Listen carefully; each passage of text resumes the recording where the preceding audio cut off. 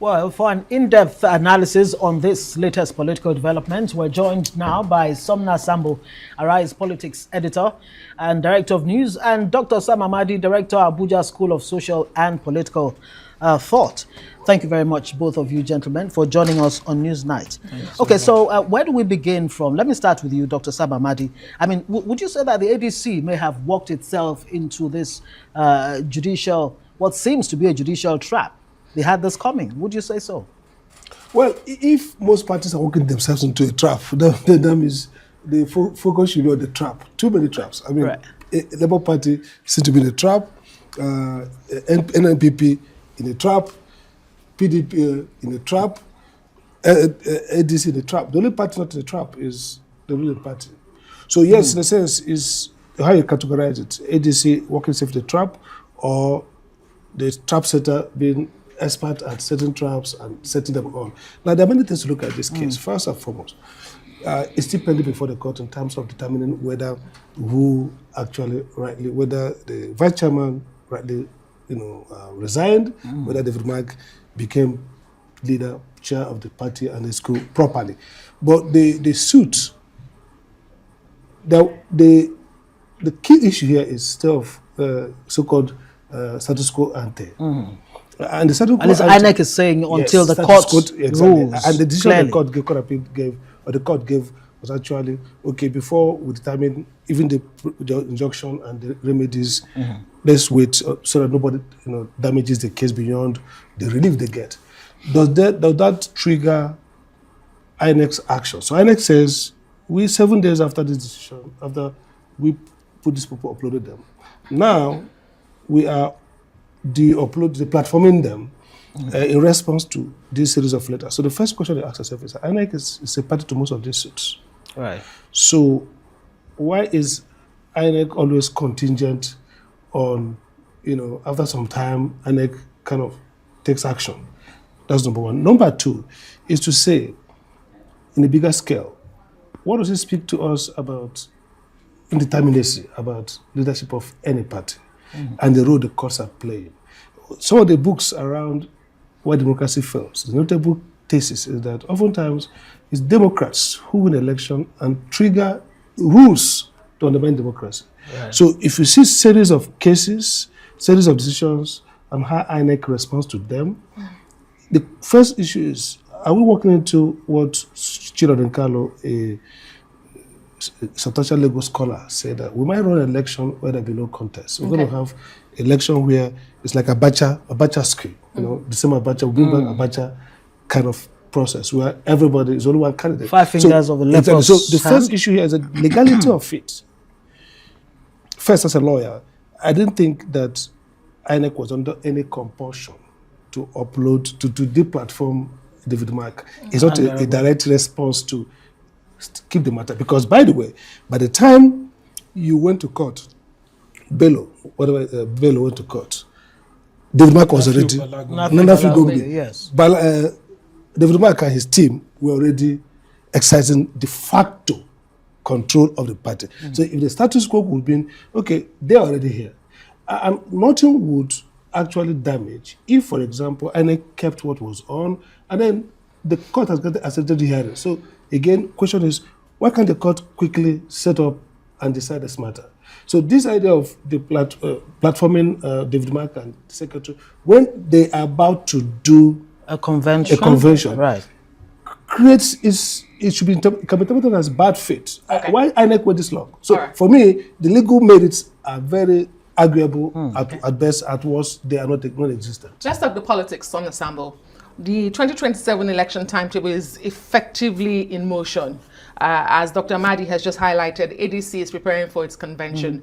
But can you fault INEC's decision in this instance to say we are not recognizing any sides? Does it risk becoming a referee in internal party democracy? And what does this mean for ADC going into the convention and 2027 election? Thank you so much, Adesua. From this perspective you've raised, I will say that all parties here are to be, blamed. Let's start from the African Democratic Congress itself. I mean, when this issue came up last year, I mean, I think the ADC led by David Mark treated this with levity. I mean, it got to Federal High Court, and then eventually, when this case came before the court, I mean, David Mark's leadership just felt, okay, the court didn't really have jurisdiction to hear this. And then instead of allow the process to actually go on, they quickly just rushed to the Court of Appeal to go and, talk about the ex parte order. And in that ex parte motion that was brought before the Court of Appeal, the Court of Appeal then ruled on March 12th and said, look, yeah, this court, go back to that same court, let this issue be determined. And they lost. Yeah. But they took it with levity, and you just wonder why that could be.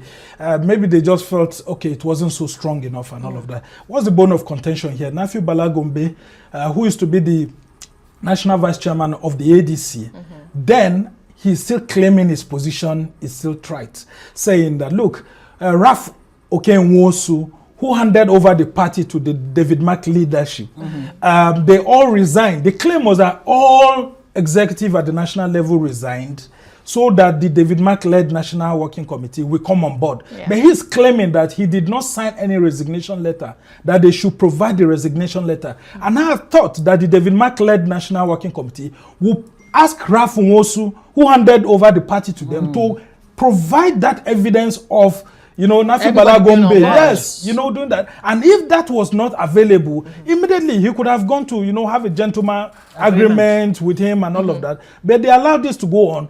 And then that, judgment on the motion, not the substantive case, came by the Court of Appeal on March 12th. And some orders were given by that same Court of Appeal.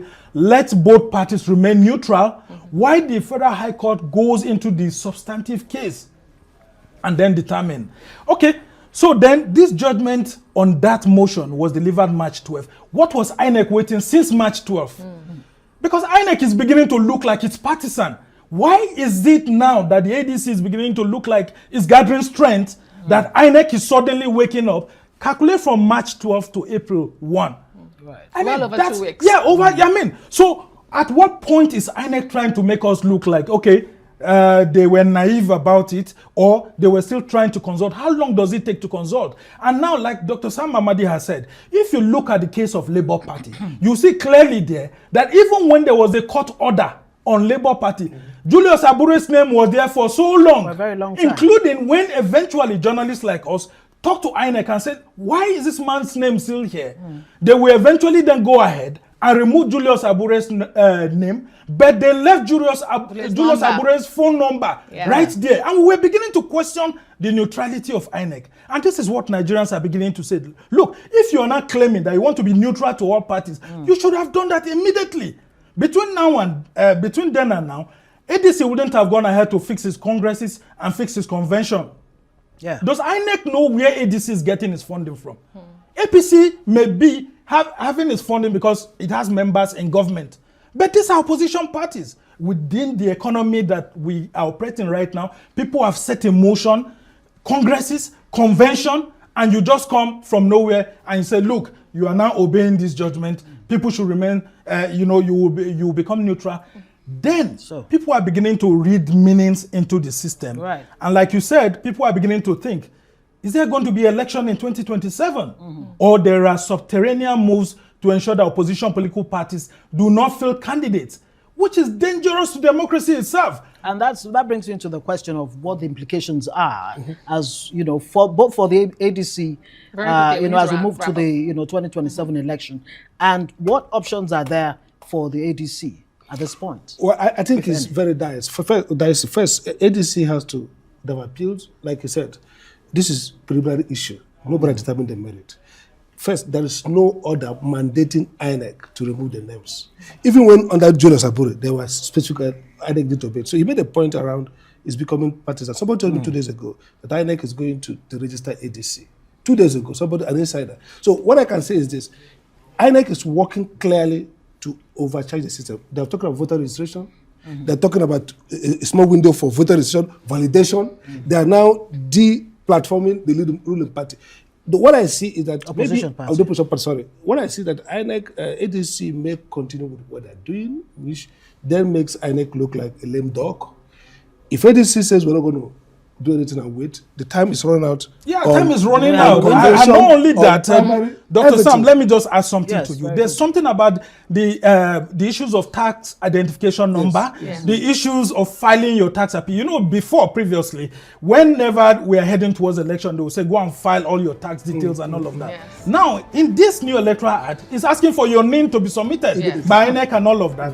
So what is going to happen is that a lot of politicians who have not filed their taxes are going to find out that they may not be able to run for this election, and it will create chaos because the electoral act came very late.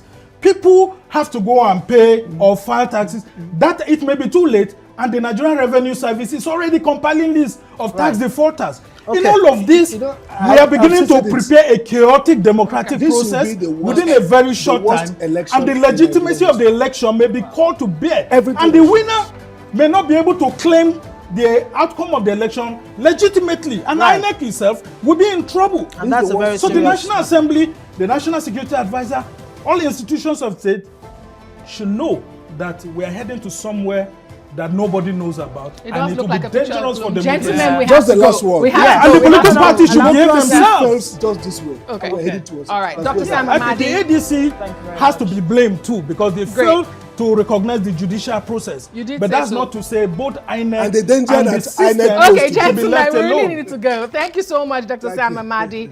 It's a really important conversation, and you have painted such a gloomy picture. Yeah. We do hope that, we do begin to see a reversal before 2027. Dr. Sam Amadi is the director of the Abuja School of Social and Political Thought, and Somna Sambo is our politics editor and our director of news. Thank you so much, gentlemen, for your time.